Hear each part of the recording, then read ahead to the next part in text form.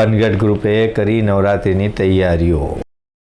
ગુજરાત અને નવરાત્રિ એ એકબીજાને અરસપરસ છે અને ગુજરાતમાં ખાસ કરીને અમદાવાદમાં તો નવરાત્રિનો તહેવાર ખૂબ જ ઉત્સાહ અને ઉમંગથી ઉજવવામાં આવે છે. નવરાત્રિને હવે ગણતરીના દિવસો જ બાકી રહ્યા છે, ત્યારે ચણિયાચોરી બજારથી લઈ વિવિધ બજારોમાં પણ નવરાત્રિની ધૂમ શરૂ થઈ ગઈ છે.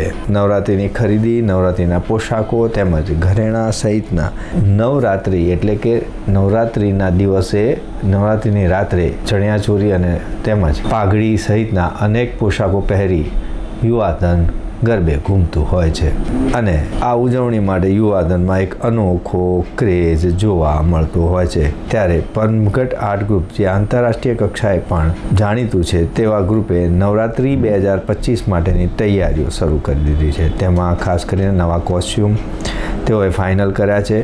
તેઓએ એક ગ્રાન્ડ રિહર્સલ પણ યોજ્યું છે કે જેમાં આ વખતે તેઓ અવનવા ગરબાના સ્ટેપ સાથે સમગ્ર અમદાવાદના વિવિધ સ્થળો ઉપર પોતાની રજૂઆત કરનાર છે.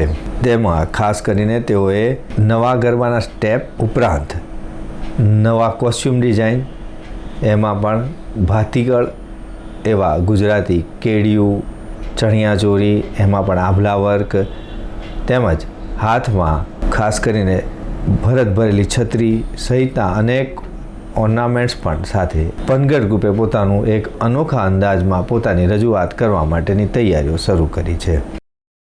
મારું નામ ચેતન દવે છે.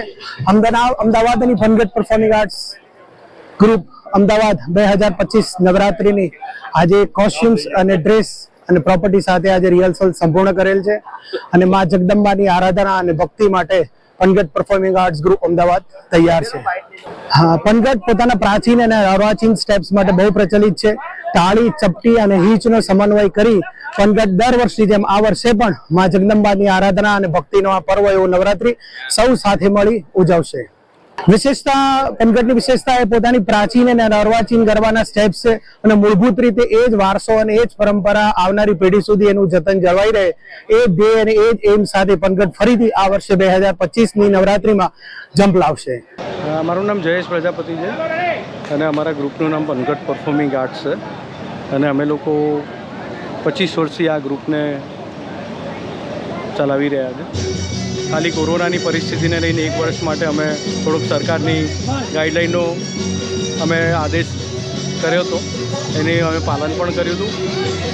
ત્યારથી અમારી આ પરંપરા ચાલુ રહે છે. આ વર્ષે અમે નવરાત્રિની અંદર કંઈ વિશેષ નવું તો નહીં, પણ અમે જે વર્ષોથી ઓથેન્ટિક જે ગરબા ચાલે છે એ ગરબા જ અમે જાળવી રાખ્યા છે. અમારી પરંપરાગત જે ગરબા કહેવાય એ તાળી ચપટીના ગરબા અને સાચા માતાજીની ભક્તિની અંદર જે પ્રમાણે તાળી લઈને કરવામાં આવતા ગરબા છે એ અમે અત્યારે આ નવરાત્રિમાં પણ એ જ અમારી પરંપરા ચાલુ રાખીશું.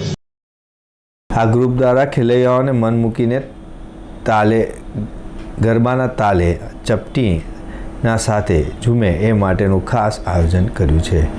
પનગઢ ગ્રુપ અલગ અલગ વિદેશમાં પણ પોતાનું પરફોર્મન્સ આપેલું છે.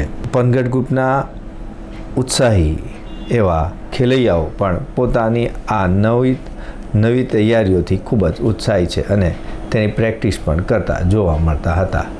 આમ પનગઢ ગ્રુપે પોતાના નવરાત્રિ 2025 માટેની તૈયારીઓ શરૂ કરી છે, જેમાં અવનવા કોસ્ચ્યુમ, અવનવા ઓર્નામેન્ટ્સ સાથે સાથે જ ગરબાના પણ અવનવા સ્ટેપ સાથે તેઓ પોતે રજૂ થઈ રહ્યા છે. તો દર્શક મિત્રો, આ હતા સુધીના સમાચારની ખાસ ગતિવિધિ માટે આપ નિહાળતા રહો એસ લાઈવ ન્યૂઝ બુલેટિન. નમસ્કાર.